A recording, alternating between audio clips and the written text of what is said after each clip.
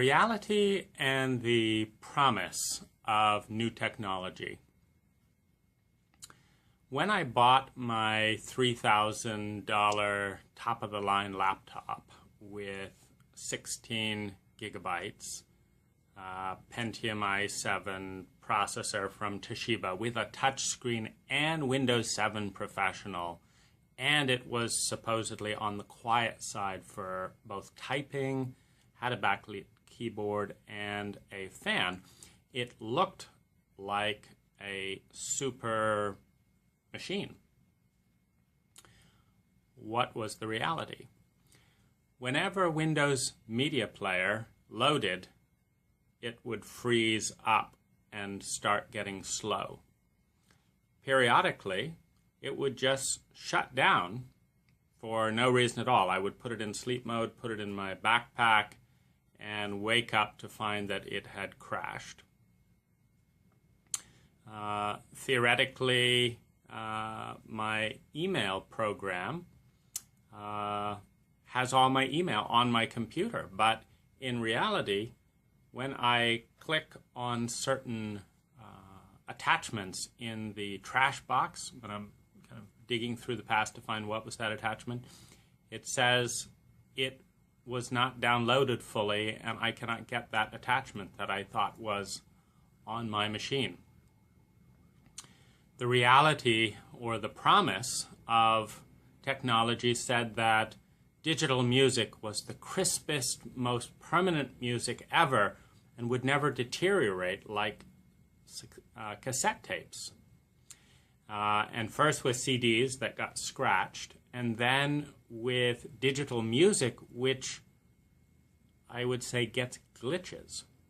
I was in a Moon Bar at a great hotel the other day, and I noticed 30% distortion in the speakers, and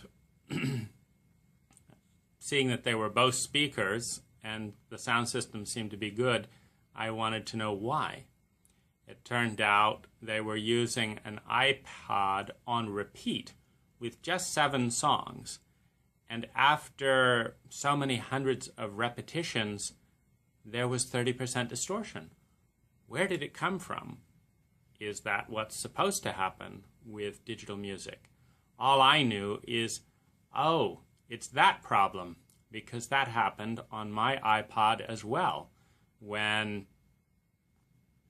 periodically in the middle of a song it would freeze, or I would hear the same glitches in the same song over and over again, and when did that happen? How did it happen?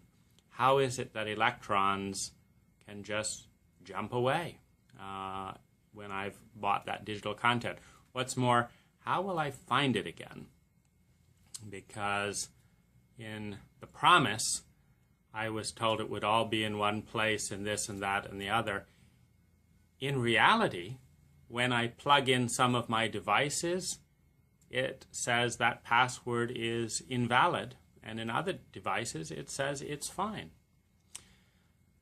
The reality of technology is not consistent in many cases with the promise of speed, permanence, efficiency. I will sometimes turn on my iPad after letting it sit completely unneeded for a month, only to find that in order to play a single song, I have to download a new update. I have to click no, I don't want to add the new features of this and that and the other. I have to click no. I don't want to add a cell phone just to listen to the same song that I've listened to before. I don't even like being asked that question.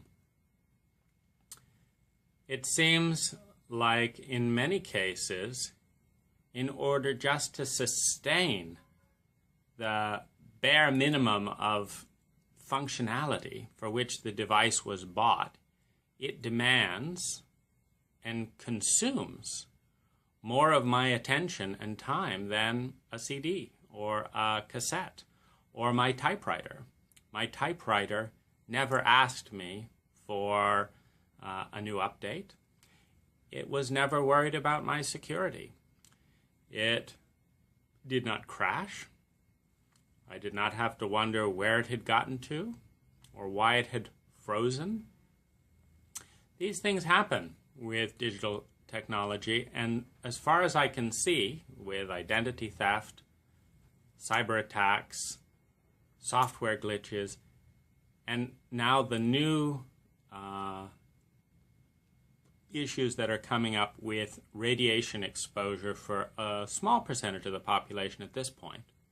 But even I, when these joints here and here and here, so the joints of my fingers, when they're touching a cell phone that's in 3G mode or in Wi-Fi mode, when they're touching a cell phone, a laptop, or an iPad, and they're in connectivity mode, the joints happen and hurt for up to 2 days if they're exposed for more than 10 minutes. So at this moment, because I wanted to make a video that was worth experiencing joint pain for, I've got pain right here, and it'll last for maybe another 48 hours.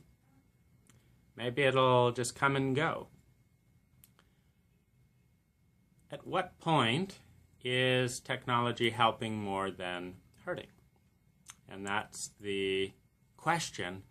And when does it make sense to go back to the past in order to respond? My own response is I keep my phone in airplane mode 99% of the time. I'll download stuff with it well away from my body. I have this holder that it's kind of like a camera tripod that I make these videos with that also keeps my hands about a foot away from the phone. And I use speakerphone. So these are some of the ways that I've used it. I use my phone more as an audible recorder. My Audible books don't seem to be deteriorating as much as my music does. But I think one of the reasons I brought this up is I do compare and consider when I would rather just put a cassette in, a CD in, listen to the radio with no connectivity and no update, and when I actually want to use my smart devices.